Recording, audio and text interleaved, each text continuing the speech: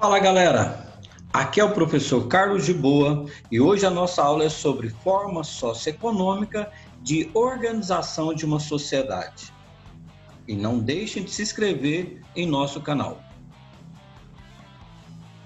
Liberalismo econômico foi uma doutrina política e econômica que, em suas formulações originais, postulava a limitação do poder estatal em benefício da liberdade individual. O liberalismo converteu-se, desde o final do século XVIII, na ideologia da burguesia em sua luta contra as estruturas que se opunham ao livre jogo das forças econômicas e à participação da sociedade na direção do Estado. A burguesia utilizou, em sua luta intelectual contra a nobreza e a igreja, o iluminismo, que opôs razão à tradição e o direito natural aos privilégios de classe e às análises econômicas da escola clássica, cujos principais representantes foram os economistas Adam Smith e David Ricardo. Para Adam Smith, não eram necessárias intervenções na economia, visto que o próprio mercado dispunha de mecanismos próprios para sua regulação, a chamada mão invisível. Essa mão invisível traria benefícios para toda a sociedade, além de promover a evolução generalizada. Os liberalistas defendem a livre concorrência, a lei da oferta e da procura.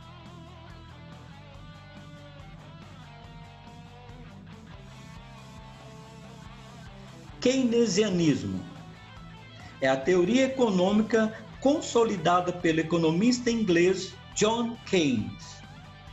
Consiste numa organização político-econômica fundamentada na afirmação do Estado como agente indispensável de controle da economia.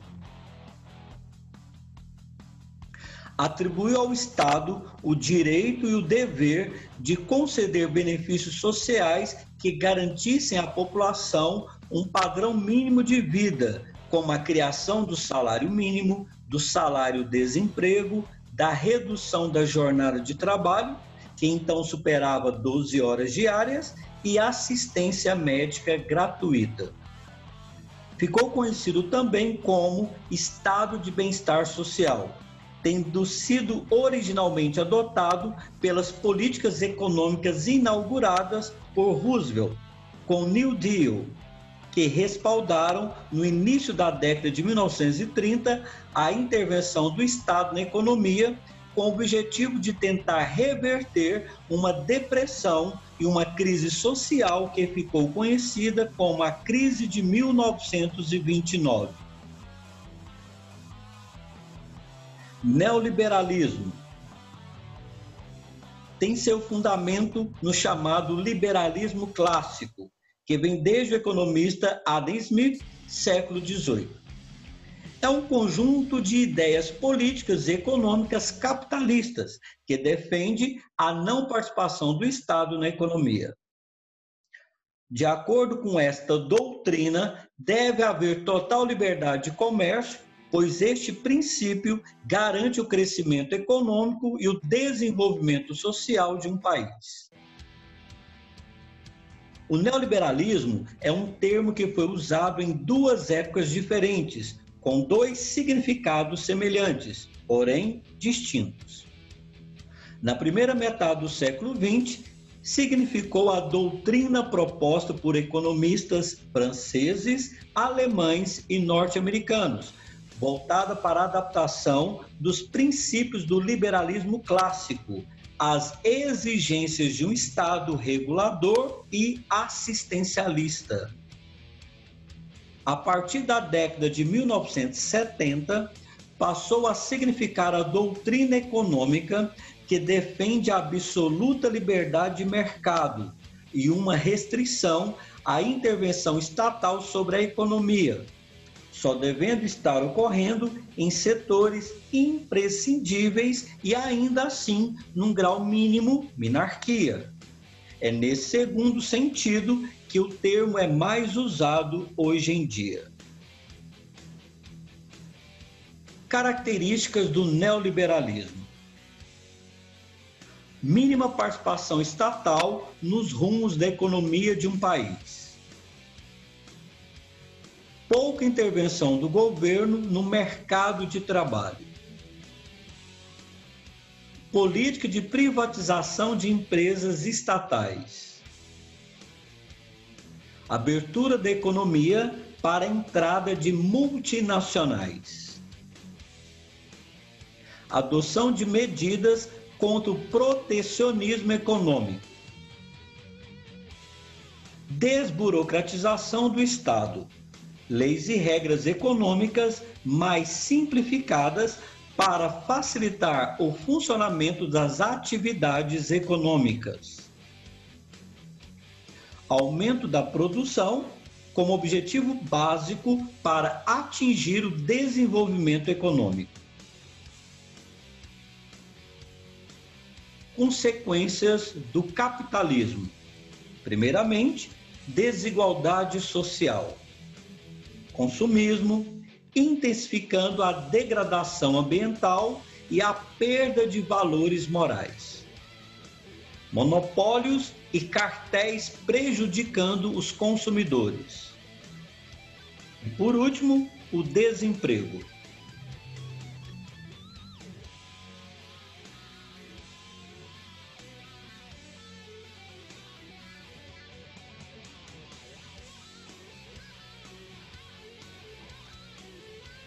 Divisão Internacional do Trabalho. A Divisão Internacional do Trabalho, DIT, é a especialização dos países na produção de determinada mercadoria destinada ao mercado. Atualmente, a DIT se estrutura da seguinte maneira: países desenvolvidos, capitais e tecnologia avançada. Países subdesenvolvidos industrializados, também chamado de NPIs, novos países industrializados. Exportadores de produtos manufaturados.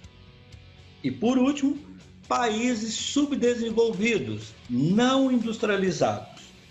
Fornecem produtos agrícolas e matérias-primas, denominadas de commodities. Vamos analisar agora os setores de produção. A economia de um país pode ser dividida em setores, como primário, secundário e terciário, de acordo com os produtos, os modos de produção e recursos utilizados. Estes setores econômicos podem mostrar o grau de desenvolvimento econômico de um país ou região. Setor primário. O setor primário está relacionado à produção através da exploração de recursos da natureza, commodities.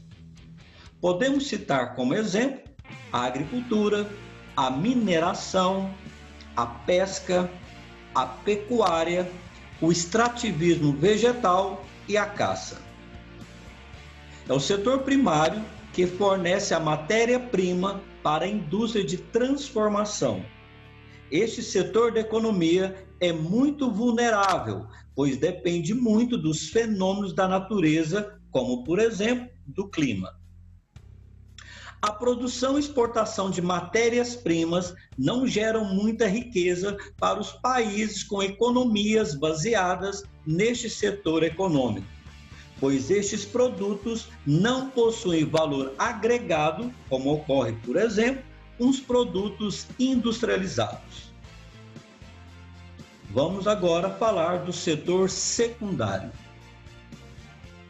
É o setor da economia que transforma as matérias-primas produzidas pelo setor primário em produtos industrializados, como, por exemplo, roupas, máquinas, automóveis, alimentos industrializados, eletrônicos, casas e etc.